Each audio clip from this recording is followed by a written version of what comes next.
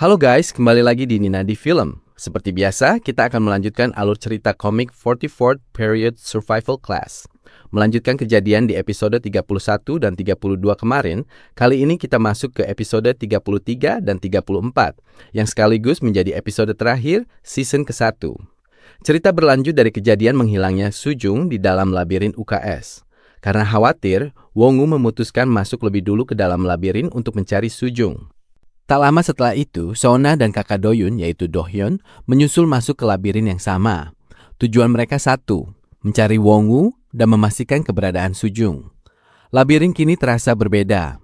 Bangunannya berderit, dindingnya tampak menekuk, dan suasananya semakin menekan. Di tengah pencarian, Sona melihat jam. Waktu menunjukkan 5 menit tersisa. Ia teringat janjinya pada Doyun. Ia hanya akan menyusul sebentar dan kembali dalam 5 menit. Namun di saat itulah, Dohyun tiba-tiba merasa mual. Ia langsung jongkok, menahan rasa pusing dan menutup hidungnya. Sona terlihat panik dan langsung menghampirinya. Namun, Dohyun menyuruh Sona untuk tenang dan menunggu sebentar. Ia menarik napas perlahan, berusaha menenangkan tubuhnya. Beberapa saat kemudian, kondisinya kembali normal. Dohyun menjelaskan, rasa mual itu muncul karena bau yang sangat menyengat. Bau alkohol bercampur dengan bau darah. Bau menjijikan itu jelas berasal dari monster dokter. Sona lalu bertanya dengan ragu, benarkah hanya monster itu saja yang ada di dalam labirin ini? Dohyun membenarkan, menurut pengetahuannya hanya monster dokter yang berada di wilayah ini. Dan monster itu pun sebenarnya tidak bisa keluar dari labirin bagian dalam, kecuali jika ada murid yang muntah, pingsan, atau mengalami pusing berat. Pembicaraan mereka berlanjut ke soal Sujung. Sona bertanya apakah mungkin Sujung berani masuk ke bagian labirin yang lebih dalam. Namun Dohyun merasa itu mustahil. Sujung sejak awal bahkan tidak ingin masuk labirin. Ia selalu terlihat takut dan tertekan. Karena itu Dohyun yakin Sujung tidak mungkin masuk terlalu jauh.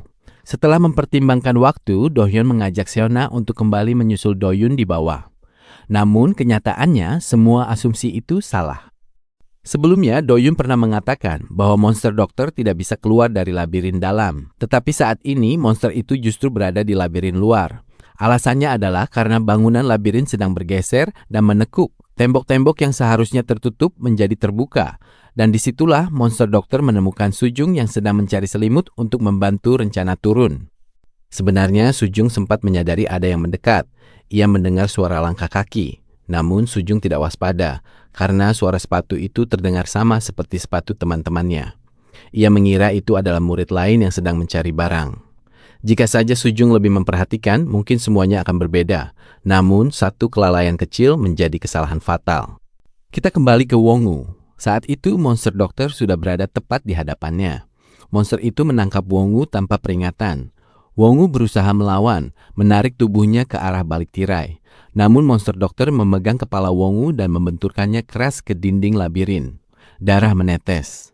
Monster kemudian mencabut gunting yang tertancap di kepala Sujung.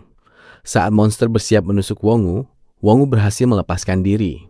Dengan sisa tenaga, ia berlari sekuat mungkin. Di saat yang sama, labirin mulai runtuh dan hancur perlahan. Akhirnya, Wongu sampai di tempat tali selimut diturunkan. Ia tidak sempat mengambil gitarnya. Di belakangnya, monster dokter semakin dekat. Tanpa berpikir panjang, Wongu langsung menuruni tali dengan terburu-buru.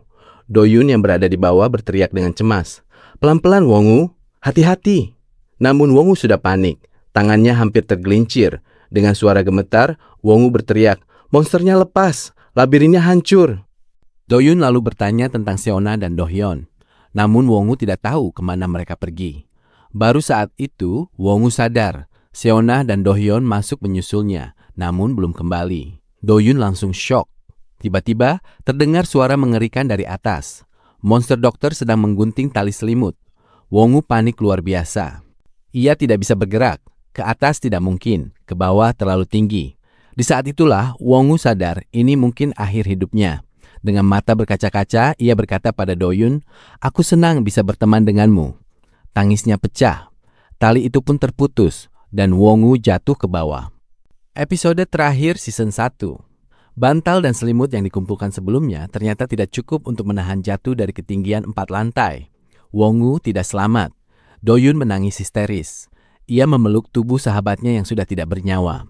Monster dokter mencoba keluar melalui jendela, namun tubuhnya tertahan oleh dinding tak kasat mata. Itu adalah batas yang diciptakan agar setiap anomali tidak bisa keluar dari zonanya masing-masing. Do-yun terdiam, ia tidak bisa menerima kenyataan ini. Ia menyalahkan dirinya sendiri. Semua ini terjadi karena keputusannya yang memaksa pergi ke UKS. Gedung sekolah terus bergerak, bangunan saling bertabrakan, reruntuhan mulai berjatuhan. Do-yun mengkhawatirkan Seona dan kakaknya.